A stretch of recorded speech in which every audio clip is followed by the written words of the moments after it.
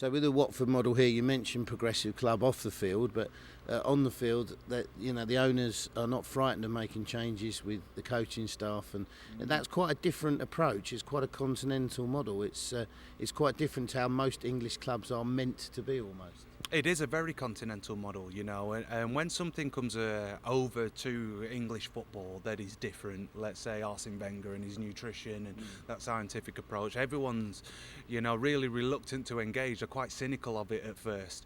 And I think that Watford is probably the first example of that approach working.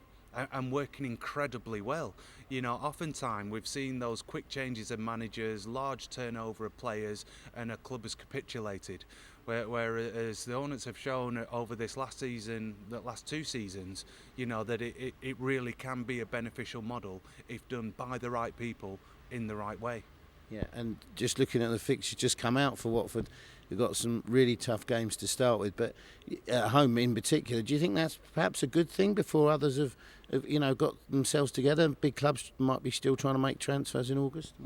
I am always an advocate of playing the big guns early doors because, when do you see the most bizarre results in a season? Invariably right at the beginning and right at the end. So with the major clubs, the majority of their players being off in tournaments, over the summer, I think play at the beginning of the season is the very best time to play them.